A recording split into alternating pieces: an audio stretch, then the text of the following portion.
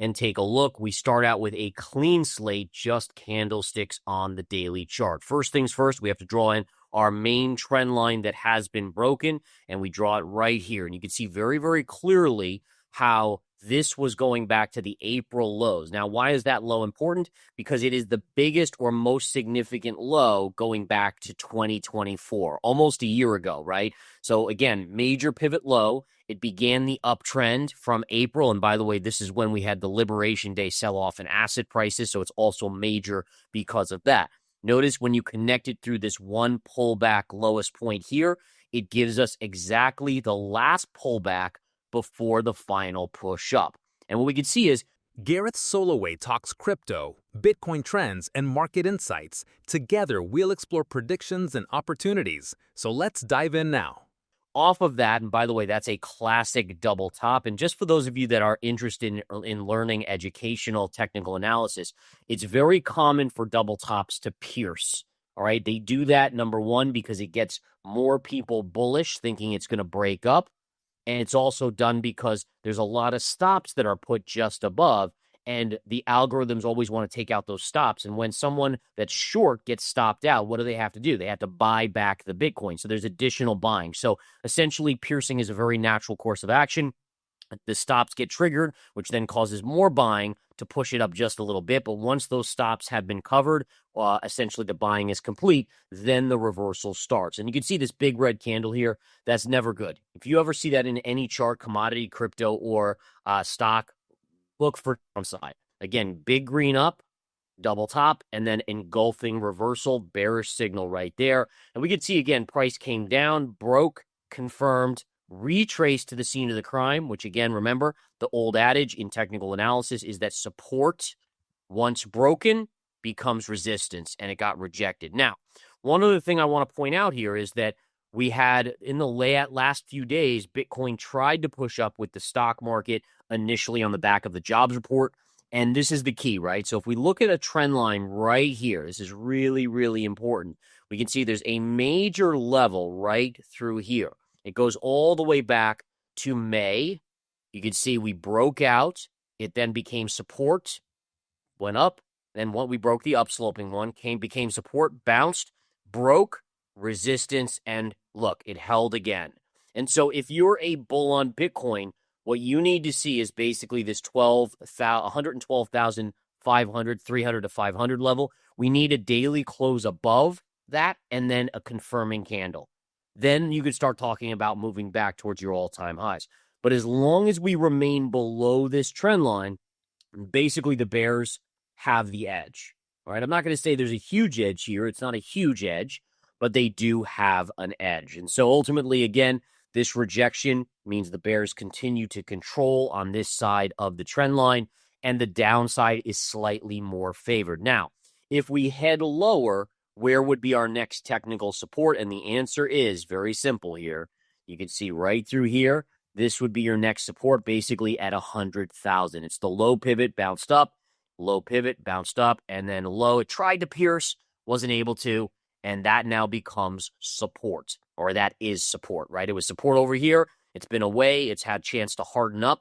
That's how trend lines work, by the way, is the more you hit on them in succession, they weaken. It didn't hit enough to break over here. It went away. This support level was able to be reinforced, so you would expect some sort of bounce if Bitcoin comes down, and that's basically my near-term downside target. So near-term, we have a short-term bearish bias, just again favoring the downside because we haven't gotten through this 112,500 level to the upside with confirmation.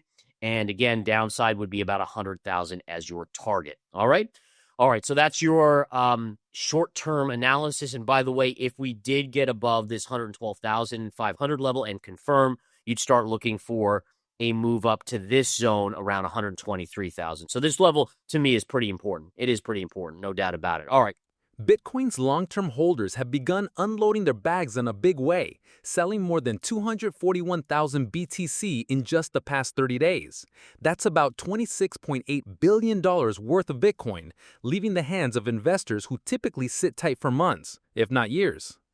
Analysts warn that this wave of selling, combined with reduced buying from treasury companies and whales also offloading, could drag Bitcoin's price toward $95,000 or even lower. Data shows that while corporate treasuries collectively hold over 1 million BTC, their appetite has slowed sharply. MicroStrategy's monthly purchases have collapsed from 134,000 BTC last November to just 3,700 in August, with other treasury companies also scaling back dramatically. This weakening institutional demand adds to the bearish pressure. On the charts, Bitcoin's recent drop from $124,500 to around $111,500 has formed a bear flag pattern. If BTC fails to hold above $112,000, analysts suggest the next stop could be near $95,500. Yet, despite the pullback, the bigger trend still points to long-term growth ahead. Turning our attention to ETH. ETH has been much stronger than Bitcoin, but the question is, will that last? Let's put in our trend line, okay? This is a little bit concerning to me. All right, now you haven't confirmed a breakdown yet, but we have this longer-term trend line, right? It's the lowest point of interest from this point here, which was a great bullish consolidation flag to the next move, pullback move. This, again, my friends, is concerning. Now, again, like I said, it has not confirmed a breakdown yet, so it could get saved. But if it confirms a breakdown here, let's say we come down here, there'll be a little bit of support at 4,070, but then really what you're looking at is this area here, which is my target, and that is around 3,870. All right, so again, little minor level here. This is your major level here. Again, how would I rank this? Would I give this a bearish or a bullish bias? Right now, it would be a neutral, but you're on watch for it flipping negative. And when I say that, because if you confirm to the downside here, then it flips negative, and you're basically, your odds go to about 70-75% chance that you're headed down to 3,870 on Ethereum. XRP has been one of the standout performers of this bull cycle, surging nearly 300% against Bitcoin since Donald Trump's re-election in November. The rally has been fueled by Ripple's partial settlement with the SEC and growing excitement around potential spot ETF approvals. Now, traders are asking whether XRP can keep outperforming Bitcoin or if the market will eventually swing back in BTC's favor. On the charts, XRP versus Bitcoin is flashing some powerful bullish signals.